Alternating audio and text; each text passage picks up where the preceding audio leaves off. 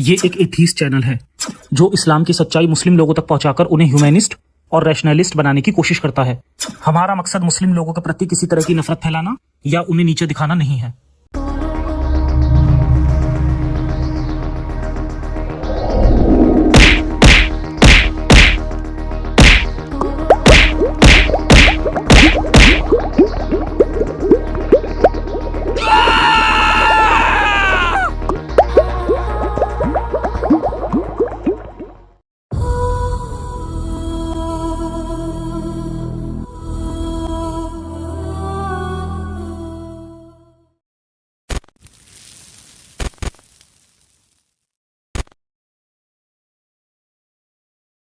जय हिंद, जय इंसानियत। मैं हूं जफर हेरेटिक, आपका दोस्त, आपका होस्ट। ये कमेंट रिप्लाई सीरीज का 8वां वीडियो है। ये सीरीज नॉलेजेबल और इंटरटेनिंग है, इसलिए सबको देखनी चाहिए। और क्या पता इससे आपको हिदायत मिल जाए या मुझे हिदायत मिल जाए। तो शुरू करते हैं इंसानियत के नाम से। JQ का कमेंट, अबे डफर तूने मेरे कमेंट का जवाब तो दिया ही नहीं। इसके रिप्लाई में तो मैं भी कह सकता हूं, अबे डफर तूने तो सवाल किया ही नहीं। लेकिन मैं ऐसे नहीं कहूँगा।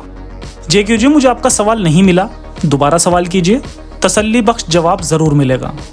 जब से मैंने कमेंट रिप्लाई की सीरीज शुरू की है तो मेरे वीडियो पे मोमिनों के कमेंट्स कम होते हैं। मोमिन भाइयों, आपके कमेंट पहले कोई नहीं पढ़ता था, अब वीडियो में पढ़े जाते हैं। अपने दीन को सच्चा साबित करने के लिए ज़्यादा से ज़्यादा कमेंट कीजिए, गोल्डन चांस है। सोमित खान जी ने बड़ी मासूमियत से 4 कमेंट किए हैं। ये मत बोलना कि तूने पूरी जिंदगी जीने जाना, तूने भी एक दिन मिट्टी में ही जाना है। मेरे भाई, अभी भी टाइम है, कबूल कर ले इस्लाम, वरना फिर बहुत देर हो जाएगा। मेरी बातों पर रात को सोने के लिए जाएगा ना बिस्तर पर, तू उस पर 5 मिनट सोच लेना। सोमित खान जी, इस्लाम छोड़ने के बाद सोचने की ज़रूरत नहीं होती। इस्लाम छोड़ने से पहले बहुत सोचना समझना पड़ता है। जब कोई इस्लाम छोड़ता है तो रातों रात नहीं छोड़ देता, पहले डाउट और सवाल पैदा होते हैं, फिर कई महीनों या सालों तक सोचना समझना पड़ता है। इस्लाम की पूरी सच्चाई जानकर ही इस्लाम छूटता है। तो जो लोग इस्लाम को सच्चा मानते हैं वो सच नहीं जानते। कोई सच जानकर इस्लाम फॉलो नहीं कर सकता। अब कुछ ऐसे कमेंट पढ़ता हूँ जो इस्लाम की सच्चाई जान चुके हैं लेकिन कहीं पर अटके हुए हैं। AK अयान जी का कमेंट है, अच्छा भाईजान, अगर आप बोल रहे हो कि नबी झूठा है, उनकी हर बात झूठी है, जो सच है आपकी वीडियो देखकर समझ गया, लेकिन हम लोग अब किसकी इबादत करें, आप ही बोलो। अयान भाई, किसी की इबादत करने की ज़रूरत नहीं है, मोहब्बत करने की ज़रूरत है। अपने माँ बाप, भाई बहन, रिश्तेदार, दोस्त, यही हमारे काम आते हैं। इनका शुक्रिया अदा करने की ज़रूरत है, इनसे मोहब्बत करने की ज़रूरत है। अपने मुल्क और दुनिया से मोहब्बत कीजिए, पेड़ पौधों से, फूलों से मोहब्बत कीजिए, पंछियों से, जानवरों से, पूरी कायनात से मोहब्बत कीजिए। जो है ही नहीं उसकी इबादत क्यों करनी, जो है उससे मोहब्बत कीजिए। पठान बाबर का कमेंट है, अगर अल्लाह नहीं है तो मरने के बाद क्या होता है, क्या जन्नत और जहन्नुम भी होते हैं? पठान बाबर जी, जिंदगी का वजूद होता है, मौत का वजूद नहीं होता। जिंदगी की गैर मौजूदगी को ही मौत कहा जाता है। अगर आप थियरी ऑफ इवोल्यूशन को सही से समझ जाएं तो आपको पता चल जाएगा कि इंसान बाकी नस्लों से अलग नहीं है। जिंदगी और मौत का कोई अलग सिस्टम नहीं है। दिमाग की मौत को ही मौत कहा जाता है। जिस्म के अंग बाद में मरते हैं। कुछ केस में जिस्म को जिंदा रखा जा सकता है लेकिन दिमाग जिंदा नहीं हो सकता। हजारों साल पहले लोग लॉ ऑफ नेचर नहीं जानते थे, कोई कुछ भी कहता था तो सच मान लेते थे। वही यकीन रिलीजन का हिस्सा बन गए। ओल्ड टेस्टामेंट में जन्नत दोज़ख जैसी कोई बात नहीं है। यहूदी कहानियों के मुताबिक यहोवा ने जो मूसा को 10 मैसेज दिए, उनमें जन्नत दोज़ख जैसी कोई बात नहीं थी। यहोवा ज़मीन पे ही अपना राज कायम करना चाहता था।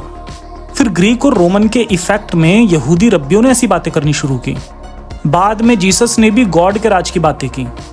फिर उसके बाद वालों ने हेल और हेवन को भी प्रमोट करना शुरू कर दिया। फिर जब हज़रत मोहम्मद ने खुद को नबी कहना शुरू किया तो उनके पास कोई फ़लसफ़ा नहीं था। उन्होंने जन्नत में हूरें और शराब वगैरह का मैनेजमेंट कर दिया और जहन्नुम को बहुत ही खौफनाक बना दिया। इस तरह नबी ने डर और लालच की बुनियाद पे इस्लाम बना दिया। उनका सिर्फ एक ही मकसद था कि मुझे नबी मानो। इसलिए कोई जन्नत और कोई जहन्नुम नहीं है, एक ही ज़िंदगी है। अच्छे इंसान बनकर अच्छे से जियो। दाऊद खान जी का कहना है कि मैंने माना कि इस्लाम गलत है, हर मज़हब में गलतियां हैं, मज़हब गलत हैं लेकिन गॉड तो है, दुनिया ऐसे नहीं बन सकती। दाऊद खान जी, ये बड़ी बात है कि आपने मज़हब को गलत मान लिया। अब आपकी सोच समझ आज़ाद हो चुकी है, अब आप गॉड का सच भी जान जाएंगे। आप नेक्स्ट कमेंट के रिप्लाई को गौर से सुन लीजिए, आपको सच समझने में आसानी हो जाएगी। मूसा गेमर ने एक घिसा पिटा जोक सुनाया है, आप भी सुन लीजिए। इम्पॉर्टेंट, अगर आपके हिसाब से खुदा नहीं है तो तुम्हारे मरने के बाद जो हाल होगा वही मेरा होगा। ध्यान दें, अगर मेरे हिसाब से खुदा है फिर जो मेरा हाल होगा वो तुम्हारा नहीं होगा। ध्यान ज़रूर दें, सोच के पढ़ो इसे। मूसा गेमर जी पढ़ लिया, हंसी नहीं आई? नेक्स्ट टाइम कोई नया जोक सुनाइएगा। अब मैं आपको बताता हूँ, अगर कोई गॉड होता तो वो इबादत का भूखा नहीं होता, उसे मानने या मानने से कोई फर्क नहीं पड़ता। वो इंसानों की अच्छाई बुराई ही देखता, कुछ और नहीं। वो जिंदगी में ही इंसानों को अच्छे कामों का इनाम देता और बुरे कामों की सज़ा देता, या बुरे काम करने से कम रोकता। इंसानों के सामने क्राइम होता है तो इंसान किसी तरह उन्हें रोकने की कोशिश करता है। गॉड होता तो वो भी यही करता, वो देखकर लिखता नहीं रहता। गॉड जिंदगी भर क्राइम करने की छूट नहीं देता कि मरने के बाद सज़ा दूंगा। गॉड होता तो वो अपनी शक्ल नहीं छुपाता, वो जिस भी रूप में होता सबके सामने अपना वजूद साबित करता। गॉड होता तो एक होता और वो यूनिवर्सल ट्रुथ होता। हजारों किस्म के अपने अपने गॉड नहीं होते। गॉड होता तो उसे साबित नहीं करना पड़ता, वो खुद साबित होता। कहने को बहुत कुछ है, समझना चाहो तो इतना ही बहुत है कि गॉड को जैसा होना चाहिए, आपका अल्लाह उसके बिल्कुल उलट है। नफरत, गुस्से, जलन और हिंसा से भरा हुआ कोई गॉड नहीं हो सकता, वो कोई बुरा इंसान ही हो सकता है। ITS अर्शी का कमेंट, कुरान गलत है तो फिरौन के बारे में कैसे सच्चाई बताई कुरान में? इट्स अर्शी जी, फिरौन के बारे में मेरा वीडियो देख लीजिए। कमेंट रिप्लाई की वीडियो में भी मैंने काफ़ी डिटेल में बताया था। मिस्र में बहुत सारे फिरौन हुए। जब वो मर जाते थे तो उनकी लाशों को मम्मी बनाकर मकबरों और पिरामिडों में रखा जाता था। ये बात दुनिया जानती थी। यहूदी किताबों में मूसा और फिरौन की कहानी है, वही कहानी कुरान में है। फिरौन की लाश महफूज रखी जाती है, ये बात सब जानते थे, तो कुरान में लिख दिया कि हम तेरी लाश को महफूज रखेंगे। जबकि फिरौनों की लाशों को तो मिस्र वासियों ने महफूज रखा था। अभी तक 10 लाख मम्मी मिल चुकी हैं, जिनमें कुत्ते, बिल्ली, सांप, पंछी भी हैं। मोमिन भाइयों, अब फिरौन की लाश को दफना दीजिए, कब तक सर पर उठाए घूमते रहोगे? इट्स अर्शी जी का एक और कमेंट है, दिन और रात अपने आप होती है तो सूरज के सामने सुबह होती है, वो सूरज किसने बनाया? तभी दिन रात हुई ना। मैंने पिछले वीडियो में एक कमेंट रिप्लाई में बताया था कि दिन रात कैसे होते हैं और अल्लाह के सब दावे फर्जी हैं। मोमिन जब गलत साबित होते हैं तो हमेशा बात बदल देते हैं। अर्शी जी, सूरज एक स्टार है। अगर एक स्टार दिन और रात के लिए बनाया तो यूनिवर्स में तो लाखों खरबों सितारे हैं। असल में सूरज को हाइड्रोजन और हीलियम गैसों ने बनाया है। अब आप कहेंगे कि इन गैसों को किसने बनाया? अर्शी जी, आपके गली मोहल्ले में कोई गुब्बारे बेचने आए तो उससे पूछना कि हाइड्रोजन कैसे बनती है, फिर आप भी हाइड्रोजन बनाकर गुब्बारे बेच सकते हैं। इस हाइड्रोजन से हीलियम भी बना सकते हैं, लेकिन ये आपके लिए मुश्किल काम है। हाइड्रोजन और हीलियम एलिमेंट्स हैं। यूनिवर्स की हर बेजान और जानदार चीज़ अलग अलग एलिमेंट्स से बनी है। एलिमेंट्स कैसे बनते हैं आपको समझ नहीं आएगा। अब तक 118 एलिमेंट्स का पता चल चुका है। इनमें से 94 कुदरती रूप में पाए जाते हैं। 24 एलिमेंट्स वैज्ञानिकों ने लैब में भी बनाए हैं। और अभी चीन ने एक छोटा सूरज बनाकर टेस्ट भी किया है। सूरज में जो रिएक्शन होते हैं वही उसमें होते हैं, और उसका टेम्परेचर भी सूरज से कई गुना ज़्यादा है। बस हाइड्रोजन को हीलियम में बदलने के लिए जो नेचुरल फोर्स होती है उन्होंने वो नहीं लगाई, उसकी जगह उन्होंने इसे मैनुअल किया। तो मोमिन भाइयों, जिसने भी कुरान लिखी उसे लगता था कि पूरी दुनिया में एक ही साथ दिन और एक ही साथ रात होती है। उसने ऐसे लिखा जैसे कि अल्लाह किसी हैंडल को ऑन ऑफ करके दिन या रात कर रहा है। दुनिया में ऐसे कई देश हैं जहां कई हफ्तों या कई महीनों तक दिन होता है या रात होती है। वहां पर अल्लाह के सारे दावे फर्जी साबित हो जाते हैं। RN का कमेंट, ओ भाई, अल्लाह आपको और इल्म अता फरमाए। इसके साथ एक और अमल कर लो, रोज़ाना सिर्फ 10 मिनट बाअदब किबला की ओर रुख करके अल्लाह अल्लाह अल्लाह कहो। आपको आपके इल्म में और तरक्की होगी। आरएनजी, जब मैं मुस्लिम था तब मैंने यही अमल किया था, तभी मुझे इल्म हुआ था कि अल्लाह का वजूद नहीं है। उसके बाद इतना ज़्यादा इल्म हो गया कि अब मैं इल्म बांटता हूँ। लेकिन मोमिनों को इल्म नहीं चाहिए, ईमान चाहिए, इसलिए मोमिन मेरे खिलाफ कमेंट करते हैं। इबादुर रहमान ने कमेंट में सूरह 7 की आयत 179 हिंदी ट्रांसलेशन के साथ लिखी है। यह आयत लिखकर पता नहीं वो क्या साबित करना चाहते थे। खैर, आयत पढ़कर हम समझने की कोशिश करते हैं। और यह हकीकत है कि बहुत से जिन और इंसान ऐसे हैं जिनको हमने जहन्नुम ही के लिए पैदा किया है। उनके पास दिल है मगर वो उनसे सोचते नहीं, उनके पास आंखें हैं मगर वो उनसे देखते नहीं, उनके पास कान हैं मगर वो उनसे सुनते नहीं। वो जानवरों की तरह हैं बल्कि उनसे भी ज़्यादा गए गुजरे। सबसे पहले जिन से शुरू करते हैं। इस्लाम आने से पहले अरब के लोगों में ये अंधविश्वास था कि जिन्नों जैसी कोई चीज़ होती है। जिस भी अरबी ने कुरान लिखी वो भी इस अंधविश्वास का शिकार था, तो कुरान में भी जिन आ गए। जिन होते तो सारी दुनिया में उसका इफेक्ट होता, लेकिन सिर्फ मुस्लिम ही जिन्नों का शिकार बनते हैं। धागे ताबीज़ देकर मौलवियों का धंधा चलता रहता है। अल्लाह साफ साफ कह रहा है कि बहुत से जिन और इंसान हमने जहन्नुम के लिए ही पैदा किए हैं। ऐसा अल्लाह को सनकी ही कह सकते हैं। यही अल्लाह सारी कुरान में जहन्नमी मतलब काफिर लोगों पर लानत डालता है कि ये ईमान क्यों नहीं लाते। आगे की लाइन से पता चलता है कि अल्लाह कोई अरबी इंसान था। उनके पास दिल है मगर वो उनसे सोचते नहीं। हजारों साल पहले लोग दिल को ही अकल और जज्बात का सेंटर मानते थे। अल्लाह भी यही मानता था। पूरी कुरान में सैकड़ों बार दिल लफ्ज लिखा है, दिमाग के लिए कोई लफ्ज नहीं है। नबी की जिंदगी में 2 बार फरिश्तों ने उनका दिल निकालकर धोया ताकि उनके अंदर कोई बुराई ना रहे, जबकि अच्छाई बुराई दिमाग में होती है। लेकिन अल्लाह को तो पता ही नहीं था। खैर छोड़िए, यह आयत उन लोगों के लिए है जो ईमान नहीं लाते, मतलब कि सब गैर मुस्लिम अल्लाह की नज़र में जानवरों से भी गए गुजरे हैं। और मोमिन कहते हैं कि कुरान और इस्लाम इंसानियत सिखाता है, जबकि उनका अल्लाह तो गैर मुस्लिमों को जानवरों से भी गया गुजरा कह रहा है। अगर अल्लाह गैर मुस्लिमों को इंसान भी नहीं मानता, उन्हें जानवरों से भी बदतर कह रहा है, तो गैर मुस्लिम ऐसे अल्लाह और उसके इस्लाम की रेस्पेक्ट कैसे कर सकते हैं। इबादुर रहमान जी, इस आयत की ट्रांसलेशन आपने लिखी है। अब ये मत कहना कि गलत ट्रांसलेशन पढ़ रहा है। ऐसी आयतें लिखते रहिए ताकि लोग इस्लाम की सच्चाई जान सकें। बहुत बहुत शुक्रिया। बासित खान का कमेंट, डफर भाई ये बताना कि तू इस्लाम धर्म के ही पीछे क्यों पड़ा है, और भी धर्म तेरे यूट्यूब के लिए रिप्लाई ज़रूर करना। जब तेरा धर्म इंसानियत है तो इस्लाम को बदनाम क्यों कर रहा है। इंसानियत तो भलाई करता है।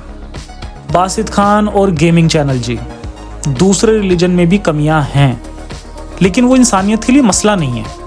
अभी पिछले कमेंट रिप्लाई में जो मैंने आयत पढ़ी है, कुरान में ऐसी बहुत सी आयतें हैं जो इंसानियत के खिलाफ हैं। इस कुरान को मुस्लिम अल्लाह का कलाम और हुक्म समझते हैं। बस इसीलिए मैं इस्लाम के खिलाफ बोल रहा हूँ। जिसका भी धर्म इंसानियत होगा वो इंसानियत विरोधी बातों का विरोध करेगा। मैं इस्लाम को सबसे ज़्यादा इंसानियत के खिलाफ रिलीजन मानता हूँ, इसीलिए इसके खिलाफ हूँ। वैसे मैंने इस्लाम छोड़ा है, अपनी कम्युनिटी को नहीं छोड़ा। मेरी कम्युनिटी इस्लाम की विक्टिम है और मैं अपनी कम्युनिटी का भला चाहता हूँ, इसीलिए सुधार और बदलाव की कोशिश कर रहा हूँ। मोहम्मद अली सम्राट का कमेंट है, इंजीनियर मोहम्मद अली मिर्ज़ा से डिबेट कर। मोहम्मद अली सम्राट जी, इंजीनियर मिर्ज़ा से क्या डिबेट करनी, वो तो खुद इस्लाम के खिलाफ ऐसी बातें बोल देता है कि जो मोमिन ही गालियाँ दें। मैं तो उसकी वीडियो प्रमोट कर सकता हूँ। मैं मोमिनों से अपील करना चाहता हूँ कि मौलाना अली मिर्ज़ा के 2 वीडियो ज़रूर देखें। पिन कमेंट में लिंक दे दूँगा। एक वीडियो में इंजीनियर मिर्ज़ा कहते हैं, ये तो झूठ बोला जाता है कि अखलाक से इस्लाम फैला है। इस्लाम तलवार से फैला है। अखलाक से मक्का में कितने लोग ईमान लाए थे। पर्शियन एम्पायर और रोमन एम्पायर पर जंगें मुसलमानों ने थोपी थीं। मुसलमानों ने डिफेंस में जंगें लड़ी। इससे बड़ा तो कोई तारीखी झूठ नहीं है। ये इंजीनियर मिर्ज़ा के लफ्ज़ हैं, वीडियो में सुन लेना आप। दूसरे में वो कहते हैं कि सब मदरसों में मौलवी बच्चों के साथ गलत काम करते हैं। उस वीडियो को भी सुन लीजिए। मोहम्मद अयूब ने कई कमेंट किए, एक को पढ़ता हूँ। इस तरह की फर्जी एडिटिंग वीडियो बनाकर तुम अपने साथ साथ कई लोगों को काफिर बना रहे हो और साथ ही साथ उन सबको गुमराह होने का गुनाह भी अपने सर पे ले रहे हो। और मैं तुम पर अल्लाह से करोड़ों लानत की बद्दुआ करता हूँ। जिस दिन अल्लाह तुम्हारी पकड़ करेगा उस दिन पूरी दुनिया तुझे बचा नहीं पाएगी। मोहम्मद अयूब जी, ये बात बताने के लिए शुक्रिया कि मेरे वीडियो देखकर लोग काफिर बन रहे हैं। मोहम्मद अयूब जी, मैं इस्लाम की किताबों से इस्लाम की सच्चाई बता रहा हूँ। अल्लाह मुझे क्यों पकड़ेगा? पेशावर में नमाज पढ़ रहे नमाजियों के बीच जो फट गया, अल्लाह को उसे पकड़ना चाहिए था। मुझे तो आपने करोड़ों लानतें भेज दी। थोड़ी सी लानतें तहरीक तालिबान जैसे टेररिस्ट ऑर्गेनाइजेशन को भी भेज दिया करो। इम्तियाज़ खान का कमेंट, आप इस्लाम को जितना गलत साबित करोगे इस्लाम उतनी तेजी से बढ़ेगा। इम्तियाज़ खान जी, अगर ये सच है तो सारे मोमिनों को, सारे एक्स मुस्लिम चैनलों को सपोर्ट करना चाहिए, उन्हें फंड देना चाहिए, उनके चैनलों को प्रमोट करना चाहिए। बहुत बहुत शुक्रिया। मैंने एक वीडियो में कहा था कि मोमिनों को अपनी लैंग्वेज में कुरान की ट्रांसलेशन पढ़नी चाहिए। उस वीडियो पे शादाब आलम जी पुराना राग गा रहे हैं। हम भी लोगों से कह कहकर थक चुके हैं कि कुरान को समझकर पढ़ो, अरबी सीखो। अरबी सीखना कोई बड़ी बात नहीं है, कोई भी सीख सकता है, और कुरान को समझकर पढ़िए। शादाब आलम जी, किसी भी आयत की 20 जगह ट्रांसलेशन पढ़ो तो तकरीबन सेम होती है। वो ट्रांसलेशन अरबी इस्लामिक स्कॉलरों ने ही की हुई है। आज अगर कोई मुस्लिम अरबी सीखने बैठ जाए तो वो उन अरबी स्कॉलरों से ज़्यादा नहीं सीख पाएगा। इतनी सी बात आपको समझ नहीं आती। कुरान में कोई पॉजिटिव बात नहीं है, नेगेटिव और मीनिंगलेस बातें हैं। उनको छुपाने के लिए ही फालतू बातें की जाती हैं। अरबी सीखो, समझकर पढ़ो, तो अपनी लैंग्वेज में पढ़ें, वही काफ़ी है। आफिया शेख का फनी कमेंट, बेटा तू मर के देख, कब्र में ऐसे फटके पड़ेंगे सब समझ आ जाएगा। मर के तो देख। आफिया शेख जी, क्या आप मरकर देख चुकी हैं कि कब्र में क्या होता है, या किसी ऐसे इंसान को जानती हैं जो मरकर देख चुका है कि कब्र में फटके पड़ते हैं? नेक्स्ट कमेंट में ज़रूर बताना। मोमिन भाइयों, अरब के इलाके में लकड़ियों की कमी थी तो सब मुर्दों को कब्र में दफनाते थे। यहूदी, ईसाई और इस्लाम रिलीजन का जहाँ पर पैदाइश हुई, उस वक्त दुनिया की आबादी के 70 से 75% लोग हिंदू, बुद्ध और कन्फ्यूशियस रिलीजन को फॉलो करते थे, और वो सब मुर्दों को जलाते थे। लेकिन ये बात नबी को पता नहीं थी, इसलिए कब्र के अजाब का कॉन्सेप्ट दिया। अब सब जानते हैं कि करीब आधी आबादी डेड बॉडी को जला देती है, लेकिन मोमिनों का दिल है कि मानता ही नहीं। वो अब भी कब्र के अजाब को सच मानते हैं और बहुत डरते भी हैं। जब किसी हिंदू की मौत होती है तो उसकी डेड बॉडी को जला दिया जाता है। कुछ हड्डियों के थोड़े से बारीक पीस बचते हैं जिन्हें गंगा में बहा दिया जाता है। वो भी कई मीलों तक पानी में बहकर फैल जाते हैं, फिर धीरे धीरे सतह में बैठ जाते हैं। अब वहां कब्र तंग कैसे होगी? क्या गंगा की गहराई में फरिश्ते सवाल पूछने आते हैं? क्या नबी वहां भी चेहरा दिखाने आते हैं? मीलों तक हड्डियों के टुकड़ों में रूह कैसे डालते हैं? अजाब कैसे देते हैं? अगर डेड बॉडी को शीशे के बॉक्स में रखा जाए तो क्या वहां भी फरिश्ते और नबी आएंगे? सवाल बहुत हैं, इस पर पूरा एक वीडियो बनाऊंगा। आफिया शेख का एक और फनी कमेंट है, उसका रिप्लाई नेक्स्ट वीडियो में दूंगा।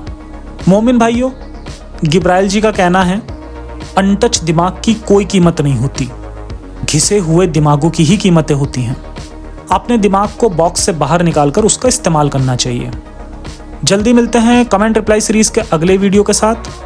सेफ रहें, सुरक्षित रहें, अपना ख्याल रखें। इंसानियत हाफिज।